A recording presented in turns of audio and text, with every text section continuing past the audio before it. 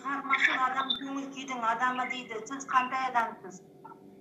Иә, шығармашыл адам көңіл күйдің адамы, дұрыс айтады. Мысалға, мен бір күн жұмыс істесем, таңертеңнен кешке дейін кәдімгі үкіметтің жұмысында жүрсем, мен ештеңе бітірмеген сияқты боламын мысалға. Күнделікті жазып жатқан сол қағаз, күнделікті жазып жатқан сол дүние мысалға. Ал мен дәл сол күні мысалға, бүгін мен бір өлең жазсам, бұл күні менің көңіл күйім ерекше көтеріңкі болып жүреді. Мен осы шыны керек үлкен жұмыс атқарғандай сол күні жақсы бір тыныш ұйықтаймын. Оны жасырмаймын. Шығармашыл адам көңіл күйдің адамы. Қазір мысалға осы поэзиямен қоса проза жазып жүрмін, әңгіме. Бұл әңгіменің бір ерекшелігі оқиғалар сіздің ойыңызда әрқашан жүреді. Жұмыста еріп жүреді кейіпкерлеріңіз әңгімеңіздегі. Немесе тамақ ішіп отырғанда жаныңызда отыруы мүмкін сол кейіпкер, немесе ұйықтап жатқан кезде оятуы мүмкін сол кейіпкер деген сияқты. Бұл енді түсінетін адамға бұл ерекше нәрсе. Сазгерлермен байланысыңыз бар ма дейді. Сазгерлермен ешқандай байланысым жоқ менің. Бұл енді ән жаздырасыз ба деген сөз шығар енді бұл. Ондайым жоқ. Студент кезде бір-екі рет ән жазып көргенбіз сол. Интернетте болу керек бір-екеу. Жақсы. Абай етімін арқалап жүру сізге қаншалықты ауыр?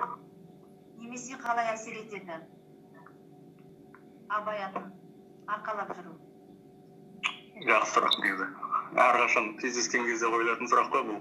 Ең алғаш осы сұрақ. Мектеп кезінде қойылды, студент кезде қойылды. Абайдың биыл 175 жылдығы ғой. Абайдың биыл 175 жылдығы. Мен туған кезде Абайға 150 жыл болып жатқан, елдің бәрі дүркіретіп Абайды тойлап жатқан сол уақытта. Сол дүние дүрмекте мен дүниеге келгенмін. Елдің барлығы сол хакім Абай тойлап жатқан кезде мен келгем дүниеге, сол 150 жылдық думанда. Енді Абайдың атын алып жүру бұл үлкен жауапкершілік.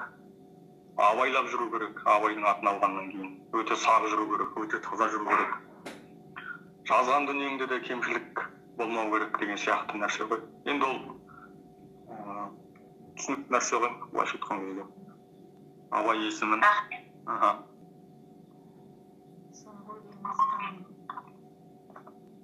Соңғы өлеңіңіз қандай дейді? Соңғы өлең дегенге келісіңкіремеймін. Енді кейін жазған деген өлең түсінікті шығар, иә? Кейін жазған өлеңім менің осы 1-2 күн бұрын болды. Бір ауылда Есенғабыл, Есенбек деген екі егіз жігіт бар, мен қатарлас. Үшеуміз жақсы ойнадық бала кезден. Асық қуалап, топ қуалап дегендей. Сол екеуі туралы бір өлең жазған, сол кейінгі жазған өлең. Проза жанрындағы қандай еңбегіңіз бар дейді. Проза жанрында екі қыңыр деген әңгімем бар. Интернетте ол болу керек, екі қыңыр деген әңгіме. Одан кейін бір ақ кептер деген әңгіме бар. Ол енді ешқайда жарияланған жоқ, алдағы уақытта шығатын шығар. Осындай прозада 1-2 әңгімем бар әзірге. Ақынның арманы. Ақынның арманы әркімде арман әртүрлі ғой. Менің арманым жалпы осы дұрыс өлең жазсам, кейін көміліп қалмаса, шаң басқан кітаптардың арасында қалып қоймаса, елдің қолында жүрсе деген сондай арман ғой, шыны керек. Білмем, басқа қандай арман болу керек ақында сол. Жазған дүниесі қолды-қолға тарап жатса, шығарған кітабы жұлым-жұлым болып әркімнің қолында жүрсе, мысалға, одан артық асқан арман бар ма? Мен оқып жатыр десе, мысалға шықты. Ақын неден қорқады? Ақын жазылмай қалудан қорқады, тоқыраудан қорқады. Кей кезде өмірімде жүрген дүниені қағазға түсіре алмай қиналатын уақыттар болады. Сондай бір сәттер болады. Жазғың келген дүниені жаза алмай қиналасың. іштегі дүние сыртқа шықпайды. Ең қиын сол. Жазылмай қалам ба деп қорқасың.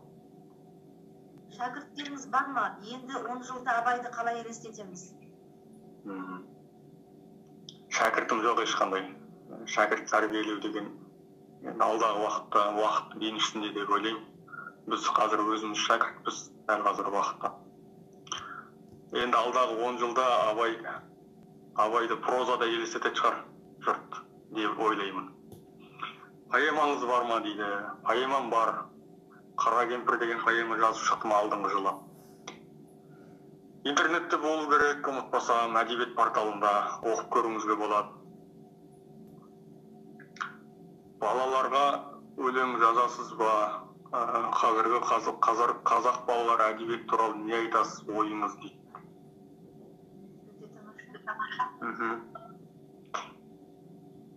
Балалар әдебиетіне өлең жазасыз ба деген түсінік шығар, иә. Балалар әдебиетіне әлі күнге дейін ештеңе жазып көрген жоқпын, бірақ ойым да бар. Қазіргі қазақ балалар әдебиет туралы не айтасыз дейді. Балалар әдебиеті туралы қазір шыны керек, балалар әдебиеті кенжелеп қалды бізде, рас, дамымай қалды, біраз уақыт болды. Байқап қарап жүрміз.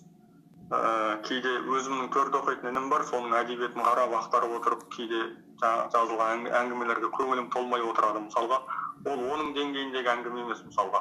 Яғни сол баланың көзқарасымен, сол баланың ойлау қабілетімен жазылатын әңгімелер аз деген сөз. Сондықтан да ойда бар сол балаларға қатысты бір дүниелер жазуға алдағы уақытта. Рахмет. Анамызда поэзияны жанына құмар еткен бірнеше болашағы жас ақындарымыздан құралған жас толқын поэзия клубы бар. Осы бүгінгі эфирге қатысып отыр оқырмандарымыз. Жастарға қандай бағдар берер едіңіз? Жастарға ең алдымен, жастар болғанда енді мен қазір 25-темін ғой, иә. Енді олар сол 20-ға жетер-жетпес балалар шығар.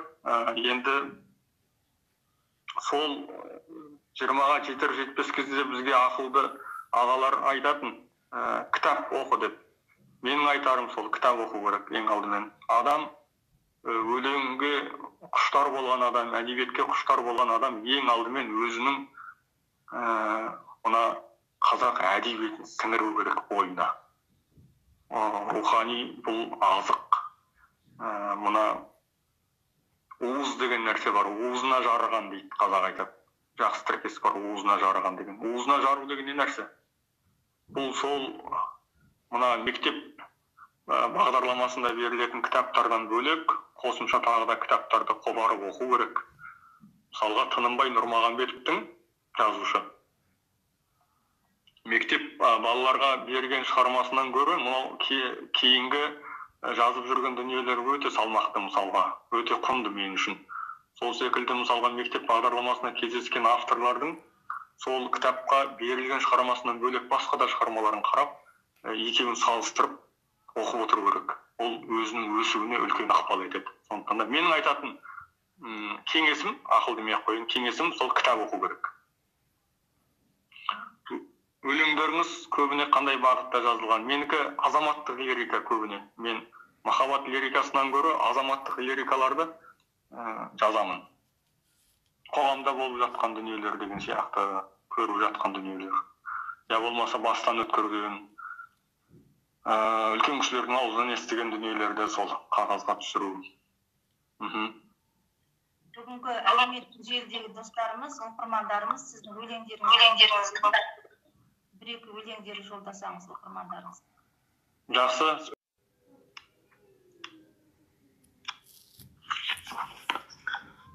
Жезқазғанның жаңбыр деген өлең оқып берейін. Кешелі бүгін жаңбыр толастамай жауып тұр ғой.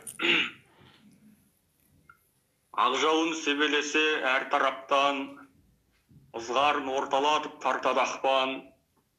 Ортаңда жаңбыр мінез бір ақын бар қосылған беу Алматы арқа жақтан. Басады аптап ыстық маңдай қотты, қайтейін жан шыдамай таңдай кепті. Алатау жаққа қарай көңіл алаң, жаңбыры Жезқазғанның жаумай кетті. Шарқ ұрып, сағыныштың сазын ала, ұшайын назырғанып жаның аға, Кеңгірдің толқынындай толқып жатқан кеудеңді толтырайын базынаға. Жезқазған жалғыздықты жиық тұрды, жыр жазбай кеудеме шер күйік тұнды. Арқадан алып кетсем деймін кейде қайрылмай кеткен олар киік сынды. Жә аға, бұдан әрі күрсінбелік, бір күні жұбатады бұлтым келіп, күбірлеп жол үстінде жүрдім талай жағамды көтеріп ап су болып, ұшпаққа шығарады өз биігім, өлеңде өресі кең сөзге ұйыдым. Жау енді жезді өлкенің ақ жаңбыры еске сал Кәкімбектің жезгиігін. Жастықтың соңын өсер басы жалын, босама желғанат жыр атыңа мін. Алыстың сағынышын жеткізем қаныштың бауырына аты мәлім. Жылқыда жүрген жандай мылтық атып, ақ нөсер жырыңды оқы жұртың ақып. Жауа түс Жезқазғанның ақ жаңбыры, қалай азды кем күн шұрқырасып. Дөң басында жалғыз аяқ созылған жолғасыға, көз байлана шал шықты дөң басына. Жалғыз атын тұсатпас тірі жанға, бір есептен дұрысау ол да сірә. Қашық емес ауылдан бетеге қыр, шалың құрғыр қайда деп шешем отыр.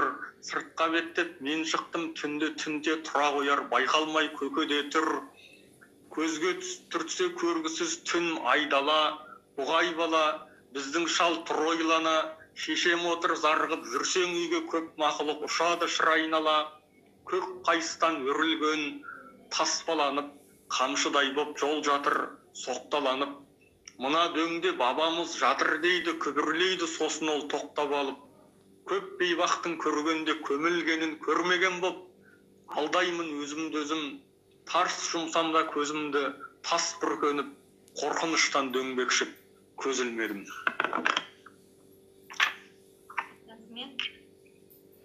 Енді мына өлеңіңіз бар ма дейді, көрсеңіз. Анама арналған осы кітапта жоқ өлең, бірақ өлеңдерім бар, бірақ сол өзіме ұнаңқырамағаннан кейін кітапқа салмай қойып едім соны. Мына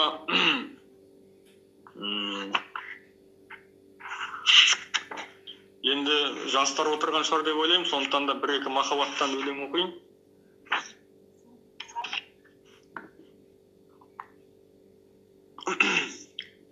Жаз кетті, жүгін жиып келек артып, жан жоғын білсе дағы менен артық. Өксіктен қарсы айырылған көкірегім өткен күн өкінішін келеді аршып. Өткен күн өкініші өткел кешіп жаз десіп, көңіліміз көктем десіп. Бір жүрген құрбым еді ол, жылап келген жылады ол, сенесің бе қош бол десіп. Сол жазға сағынышым қалдырланып, қалғаны дұрыс екен. Жазғырмалық жығылған көңіліңді жұбатқың кеп, жылағың келеді екен жалғыз қалып. Махаббат туралы Қайратовна Айдан дейді. Сенің үйің үш қабатты жалқы есік, кеше дүниені тәрк етіп, жасың дәрең тыйып алып, сен кеттің ашылмады ол жабылғалы тарс етіп. Кері айналып соққамын жоқ, іздеген жоқпын қайтып, қателестік біз неден. Содан бері арбайды кеп қылымсып, жанарымнан ағып түскен қыз бәден. Жүрегіме қадалды кеп сан ине, білегіңнен ұстап алып фәниге алып келген мен емеспін, кешірші сен періште емессің ғой әрине. Мен жеңілдім сағыныштан үшті өлген, содан бері есі түзу түс көрген емеспін, мен тіреу тапқан боп жүрмін түсініксіз физикалық күштерден. Менің мына дертіменді дауа жоқ, сияқты боп көрінеді ауа көп, бірақ бәрі маған тымырсық, сенен ғана тұратындай тарап от. Сенің үйің үш қабатты қоңыр үй, қуанышқа, ренішке толы күй мазаңдалып, мезғылды түсіне меңдеп кетіп шүңделген жегідей. Сенің үйің соңғы көше қоңыр үй. Өте тамаша. Жылқы туралы өлең дейді. Жылқы туралы өлең оқып берейін.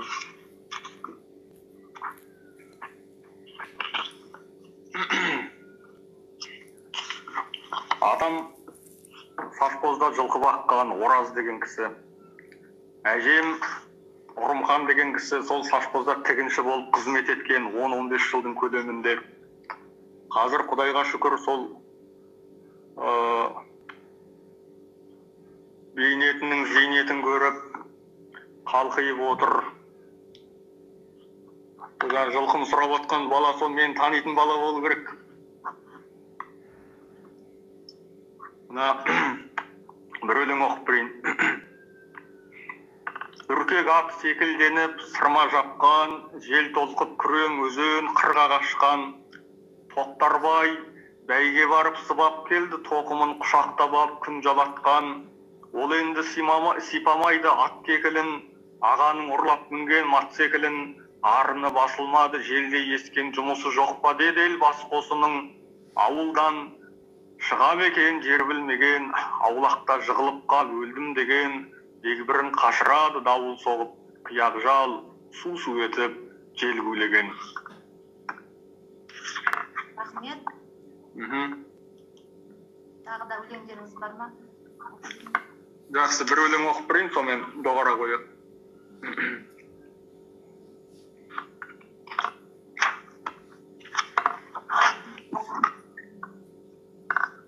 Өлең жайлы өлеңіңіз бар ма дейді. Өлең жайлы өлеңнің бәрі осы ғой, өлеңнің бәрі осы.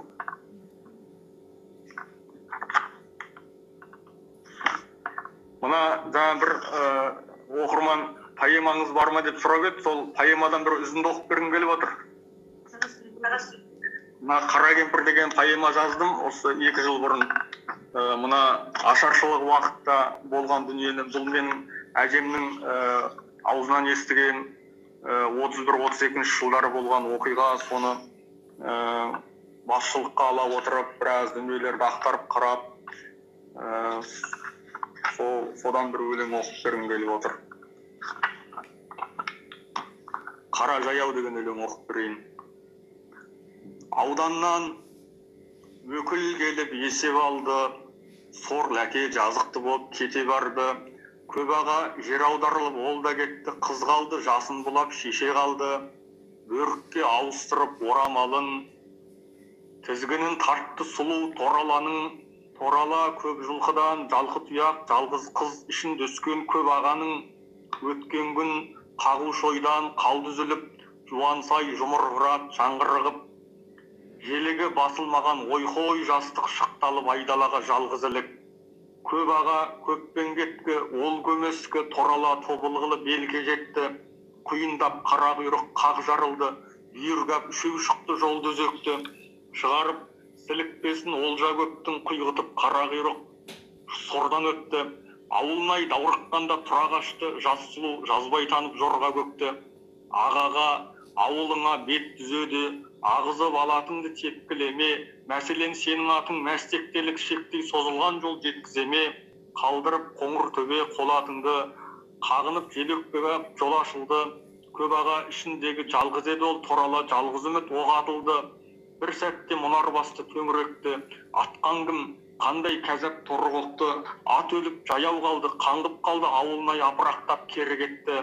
Үзеңгі қағыстырып сауық құрып ойнайтын замандас жоқ, ауыстырып мінетін ат табылмай келе жатты ол астынан алты қырдың дауыс қылып. Ол солай жарды жанап белді өтеді, көз жасын құрғатады, көлдетеді. Әңгіме айтып отыр қара кемпір, қара қыз торы мінген ол кешегі. Тамаша, рахмет. Құрметті Абай Амангелдіұлы, алтын уақытыңызды бөліп кітапхана қызметкерлеріне, әлеуметтік желідегі оқырмандарыңызға сұхбат бергеніңізге кітапхана ұжымының атынан үлкен алғыс айтамыз. Қаламыңыздың ұсы талмай жазар өлеңіңіз көп болсын. Бүгінгі тікелей эфирімізді өзіңізге, жүрегіңізге жақын өлең шумағымен аяқтасаңыз. Жақсы. Мен де сіздерге үлкен ризашылығымды білдіремін. Дәл қазіргі уақытта шынымен де өзі кейде жазған дүниеңді оқып беретін адам таппайсың, расымен де. Оны мойындау керек. Таңертеңнен кешке дейін жұмыс істейсің, одан барғаннан кейін үйдің тірлігімен айналысасың. Сонымен өзі кейде жазып сызған дүниеңді ой бөлісетін, оқып біреудің пікірін білетіндей уақытта бола бермейді. Енді мысалы бүгінгі уақытты пайдаланып сол өлең оқып отырғанына мен де қуанып отырмын. Жаңа ақынның қорқатын дүниесінің бірі осы ғой негізінен. Жазған дүниеңді біреу оқымай қалса, я болмаса оқып беретін адам таппай қалсаң, ол былайша айтқан кезде өлі дүние сияқты ғой, жаны жоқ. Сондықтан да бүгін осылай алдарыңызда өлең оқып отырғаныма мен де бек қуаныштымын. Менің жақсы көретін өлеңім, өзіме қатты ұнайтын өлеңім, біреуін оқып берейін, соның.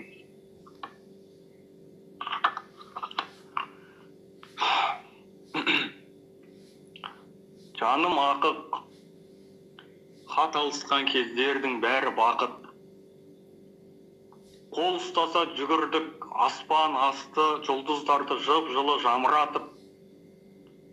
Дарияның бойында лайланбаған сені күттім, шақ еді ол қайғалмаған.